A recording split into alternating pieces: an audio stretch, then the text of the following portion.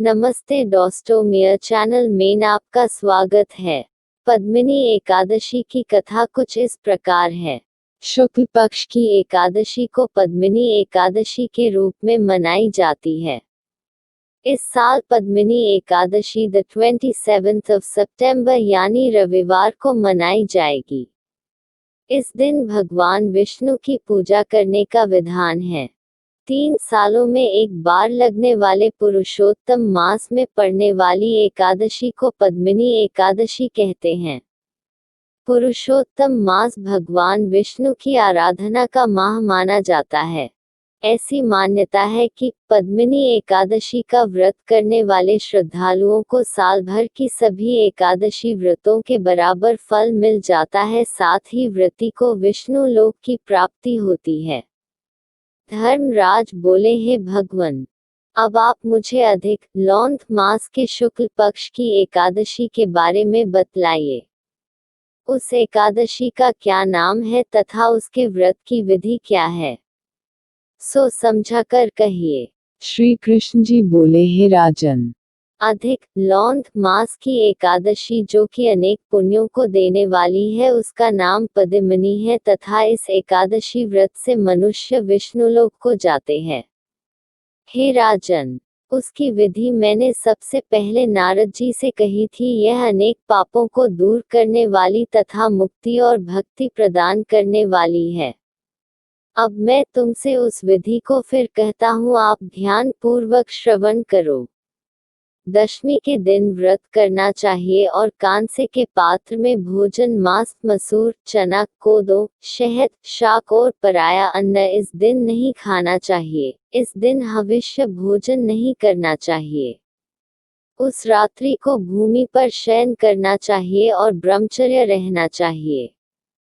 एकादशी के दिन प्रातः उठ नित्य से निवृत्त होकर दातुन करना चाहिए और 12 बार कुल्ला करके पुण्य क्षेत्र में स्नान करने जाना चाहिए।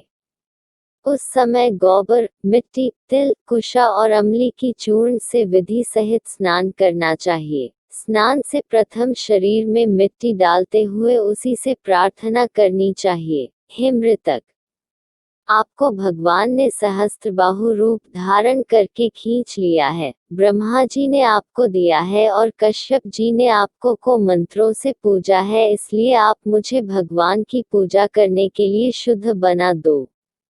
सभी औषधियों से पैदा हुई गौ के पेट में स्थित रहने वाली और पृथ्वी को पवित्र करने वाली तुम मुझे शुद्ध करो। ब्रह्मा के थूक से पैदा होने वाली रात्रि तुम मेरे शरीर को छूकर मुझे पवित्र करो। शंख चक्र गदाधारी देवी के जगन्नाथ तुम मुझे स्नान कराओ के लिए आज्ञा दो। इसके उपरांत मूल मंत्र को जपकर स्नान करना चाहिए। पवित्र तीर्थों के अभाव में उनकी स्मरण करते हुए तालाब में स्नान करना चाहिए। स्नान के बाद सफेद बिना फटे वस्त्र धारण कर तभी संध्या तर्पण कर मंदिर में भगवान की पूजा करनी चाहिए। स्वर्ण की राधा सहित भगवान की प्रतिमा, पार्वती सहित महादेव जी की प्रतिमा बनाकर पूजन करें। धान्य के ऊपर मिट्टी तांबे का घड़ा रखना चाहिए। उस पर वस्त्र तथा गंध आदि से सुशोभित कर मुंह पर तांबे या सोने का पात्र रखना चाहिए। उस पात्र पर भगवान की प्रतिमा रखकर धूप, दीप, नैवेद्य, फूल और चंदन आदि से पूजा करनी चाहिए। फिर भगवान के सन्मुख नृत्य गान आदि करें। उस दिन पतित तथा रजस्वला स्त्री का स्पर्श नहीं करनी चाहिए और असत्य भाषण तथा गुरु और ब्राह्मण की निंदा नहीं करनी चाहिए। उस दिन भक्तजनों के साथ भगवान के सामने पुराणों की कथा सुननी चाहिए। अधिक मास के शुक्ल पक्ष की पद्मिनी एकादशी व्रत निर्जल करना चाहिए। यदि मनुष्य शक्ति रहित हो तो जलपान शुद्धाहार से व्रत करना चाहिए। रात्रि को जागरण, नृत्यगान तथा भगवान का स्मरण करते रहना चाहिए। प्रतिपहर मनुष्य को भगवान या महादेव जी की पूजा करनी चाहिए। भगवान को प्रथम पहर में नारियल, दूसरे में बिल्व फूल, तीसरे में सीताफल और चौथे में सुपारी व नारंगी अर्पण करना चाहिए। इससे प्रथम पहर में होम का दूसरे में वाजपेय यज्ञ का, तीसरे में अश्वमेघ यज्ञ का और चौथे में राजसूय यज्ञ का फल मिलता है। इस फल से अधिक संसार में न यज्ञ है, न विद्या है, न तप है, न दान आदि है। इस एकादशी का व्रत करने वाले मनुष्य को समस्त तीर्थ और यज्ञों का फल मिलता है। इस प्रकार सूर्योदय तक जागरण करना चाहिए और स्नान करके ब्राह्मणों को भोजन कराना चाहिए और सब पदार्थ भगवान की प्रतिमा सहित ब्राह्मण को देना चाहिए। इस प्रकार जो मनुष्य यथाविधि भगवान की उपासना और व्रत करते हैं उनका जन्म सफल हो जाता है और इस लोक में अनेकों सुख भोग कर अंत में विष्णुलोक को जाते हैं। हे राजन, मैंने आपको अधिक मास की एकादशी का सब विधान बतला दिया। मलमास के कृष्ण पक्ष की एकादशी का भी यही विधान है। अब जो पद्मनी एकादशी का भक्ति पूर्वक तप करते हुए उनकी कथा कहता हूँ उसे ध्यान से श्रवण करो। यह सुंदर और पुलस्त्य जी ने नारद जी से कही थी। एक समय कार्तवीर्य ने रावण को कारागृह में बंद कर रखा था। उसे पुलस्त्य जी ने कीर्तवीर्य से विनय द्वारा छुड़ाया। इस घटना को सुनकर नारद जी ने पुलस्त्य जी से पूछा, हे महाराज, उस महावीर रावण को जिसने देवराज इंद्र को भी जीत लिया था, उसको कीर्तवीर्य ने किस प्रकार से जीता सो आप मुझे समझे। इस पर पुलस्त्य जी बोले, हे नारद जी, आप पहले कीर्तवीर्य की उत्पत्ति सुनो।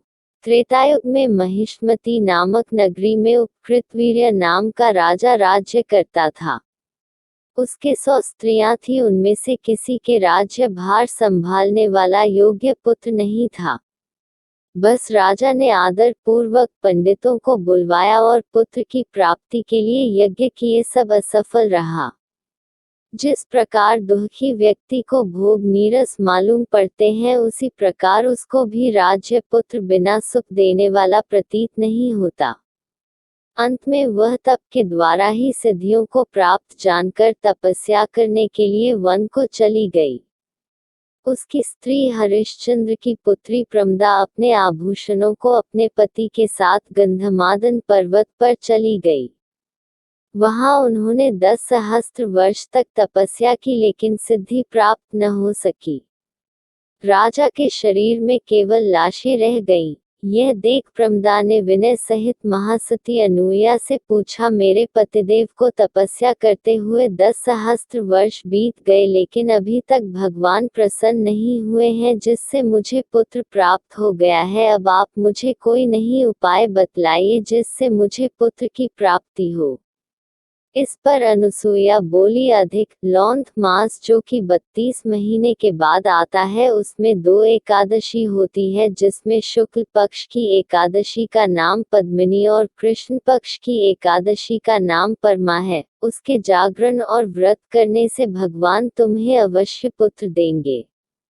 इसके पश्चात अनुसूया ने व्रत की विधि बतलाई। रानी ने विधि सहित एकादशी का व्रत और रात्रि में जागरण किया। इससे भगवान विष्णु उस पर अत्यंत प्रसन्न हुए और वरदान मांगने को कहा। रानी इस पर भगवान की स्तुति करने लगी है। रानी ने कहा, आप वह वरदान मेरे पति को दे। प्रमदा का वचन सुनकर भगवान बोले, हे प्रमदे, मल केवल मुझे बहुत प्रिय है जिसमें एकादशी मुझे बहुत प्रिय है।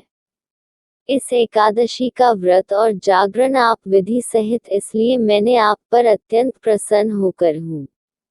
इतना कहकर भगवान बोले, हे राजा, अपनी अर्थव्यवस्था के रूप में वर मांगो क्योंकि तुम्हारी स्त्री ने मुझे प्रसन्न किया है। भगवान की सुंदर वाणी सुनकर राजा बोला, हे भगवान, आप मुझे सबसे श्रेष्ठ, सबके द्वारा पूजित और आपके अतिरिक्त देव मानव आदि से अजेय उत्तम पुत्र दे। भगवान उनसे और ऋतु कहकर अंतर्यान हो गए। वह दोनों अपने राज्य को वापस आए। फिर उन्हीं के कीर्तवीर्य से उत्पन्न जो भगवान के अतिरिक्त सबसे अजेय थे, इसी से उन्होंने रावण को जीत लिया। यह सब पद्मिनी एकादशी के व्रत का प्रभाव था। इतना कहकर पुलस्त्य जी वहां से चले गए। भगवान बोले, हे धर्मराज, यह मैंने अधिक लौंग मास के शुक्ल पक्ष की एकादशी का व्रत कहा। जो मनुष्य इस व्रत को करते हैं वह विष्णुलोक को जाते हैं। भगवान का वचन सुनकर युधिष्ठिर ने भी अपने परिवार सहित इस व्रत को किया। सूत जी बोले, हे ब्राह्मणों, अब और क्या सुनना चाहते हो?